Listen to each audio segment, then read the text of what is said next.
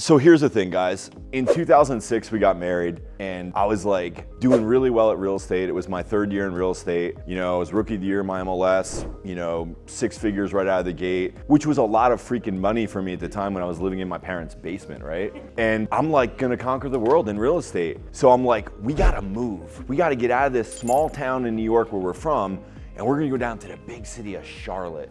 It's gonna be amazing. So we get married 2 weeks later, we're back from our honeymoon, we pack up in the car, everything we own, which isn't much, and we go down to North Carolina to start our new life and my new career in real estate. Now, I was a little young, maybe a little bit full of myself, maybe a little bit overtly confident, and I didn't realize the smack in the face I was about to get when I got to North Carolina. So I go down there, I know nobody, I don't know the market. I go from selling houses to, you know, dual income couples coming out of New York City to families with kids in car seats. I didn't even know how to show a home that way. I'm like, where are these kids coming from? Every corner. And I'm just trying to get my feet under me in real estate, and it wasn't happening. Have ever you been in like a situation in real estate where you're like, I don't know if I'm gonna make it 6 months? Like, so first I had to get the second job. That wasn't enough, and I had to get the third job. And I thought I was a big shot in real estate, and now I can barely like pay the bills with 3 jobs. And I was frustrated, and that's just where I was, you know? 2007 happened right after we moved there. Not the best time to be selling real estate. And I barely made it through 2007 with those 3 jobs. And I'm now sitting in my office in 2008. And I'm really scared. And each week that goes by, those thought patterns are getting more and more ingrained. And I'm like, am I gonna make it? Am I a failure? And I was sitting in a Tuesday weekly meeting at this small independent firm I was working at, and we had this character, this guy Jerry, who was like a career already in insurance that turned real estate agent as he came down from the Northeast to retire. And man, he was a character, but he came into the office this day with this like energy and this light. I mean, he always kind of had this energy that was a little over the top, but this day he was really peacocking around. And I'm like, what is up with Jerry today? Jerry was so excited because Jerry was on his way to a real estate conference. They called it the Super Conference, and he had 2 extra tickets. And Jerry paid some god-awful sum of money for this ticket to the conference, but it came with these 2 discounted tickets, and they were $500 a piece. And for me, it was like, maybe this is the answer. Maybe if I go to this thing, I'll figure something out and I'll be able to make this work. And I desperately wanted to go. And I was like, I'll take one of the tickets. Now, the only problem with that is I didn't have $500. Like, that's where we were at. I remember driving home from the office. I had told Jerry I was taking one of his tickets. I was good for it. I was like fighting other people in the office for it, just like a lead. And I didn't know what to do. I called my mom. And I called my mom and I said, hey, you know, I'm struggling. There's this conference in Orlando. You know, it's gonna take us like 7-8 hours to drive down there. I really wanna go to it. I can ride in the back seat of the car with this guy, Jerry, from my office. This other guy, Randy's gonna come. It'll be like these 2 guys that are retirement age and me. It's gonna be awesome. And I said, but Mom, I need $500 to buy this ticket. And she was like, honey, you know, things are really, me and your dad are struggling. And I was like, yeah, I know. I was like, I don't know if I'm gonna make it, Mom. Like, I don't know if I'm gonna be able to, I have to quit or what. And she says, all right, I'll put it on this card I have. Don't tell your dad. Like, this is my whole family. This is where we're at, guys. And she does it, and it's a blessing, and we go down there, and I'm so excited, and there's so much hope and optimism, and like, this trip is gonna change something for me. And we get to the venue, and we drive down there, and just being in a car for 7 hours with Jerry is a thing.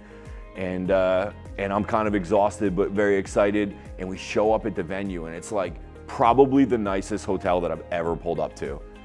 And I was like, all right, this is it. This is gonna be amazing. And we do a quick tour, and Jerry says, all right, guys, so this is where the event's gonna be tomorrow, but we're not staying here. He said, I got us something much more affordable. And so we get back in the car, and we drive, and we literally, guys, you know, they say on the other side of the tracks, we literally drove over tracks. And we roll up to this hotel that's not even a hotel, it's a motel, 2 floors, doors on the outside, big swimming pool with a whole bunch of crazies in the pool at like 3 o'clock in the afternoon. And I'm like, all right, this is what we're saying. And we go into the room. I got my duffel bag full of granola bars because I don't have any money for food. And I got the clothes I'm wearing and like one other change of clothes. And there's a big problem because there's 3 of us and there's 2 beds. Very low place for me. And I'm thinking in my head, and I'm like, and my wife can tell you I'm a big like space person. Like, don't come into my bubble. Like, it makes me very uncomfortable. And I'm thinking like, how is this gonna go down? Obviously, Jerry put the card down on the room. He's not gonna share a bed. So now me and Randy gotta share a bed. But you know what, guys? I made it through that night. I blocked it out of my mind forever. And I show up at this event the next day, and I'm just full of hope and optimism. And what happened was really interesting. I saw a whole bunch of beautiful people just like you, all different ages, all different nationalities, all different color ribbons hanging from their name tag. And I was like, why don't, my name tag is just plain, and these guys have blue and yellow and red and green and gold and black and silver. And I'm like, what do all these name tags mean? Well, what I realized was that each color meant a different level of success. And they started at 6 figures, and then they went up to multi-6 figures, and then they went up to 7 figures. And I was like, how is it possible that these people that don't look any different than me are making $400, $500, $600, $1 million a year, and I can't even pay my bills? And I just sucked it all in. And you know, a lot of these conferences, the first part of the day starts off very kind of like setting the tone, inspirational. It's not tactical yet. It's just kind of like opening your mind to what's possible. And my mind was like blown open. I'd never seen anything like this. And we got that lunch break, and then we were gonna come back in the afternoon, and it was gonna be all tactics or all sales, which I didn't realize yet. But I call my wife at lunch break and I say, babe, this conference, there's something different here. Like, these people got it figured out, and if they can do it, I can do it, and I'm gonna do it. And she, being the wise woman on the other end who's dealing with all the bills that we can't pay, said, if you buy anything, because she knows me, she said, if you buy anything, we're divorced. Hard no. And I'm like, what am I gonna do? So I go back into the conference, they start laying down the plan, they start explaining the technology that I need to buy. They start, you know, sharing the different success stories from the coaches that I need to hire. And everything was urgency. And everything was like, if you sign up right now, you'll get this deal. And then we'll do this too. And I'm like, I have to have that. I have to have it. So I had the sheets, you know, it was like white, pink, yellow, green, press hard, and I'm signing my life away. And I just said, guys, is there any chance that you could like not run this right away? Because then technically I'm not buying anything. And they said, we'll do you one better than that. Right on the top, 90 days, and circle it, and we'll initial it, and we won't charge your credit card for 90 days. I literally bought everything they sold. Everything. I bought the coaching, I bought the phone system, I bought the websites. Those were awful websites. Awful. I bought everything. And when I came back in that car ride home, there was this noise coming from the front seat from Randy and Jerry. And they were like, well, we got this other 800 call system, and we'll just use that because we can make it do this.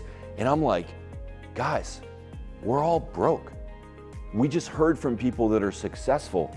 Why would you do anything that you think of?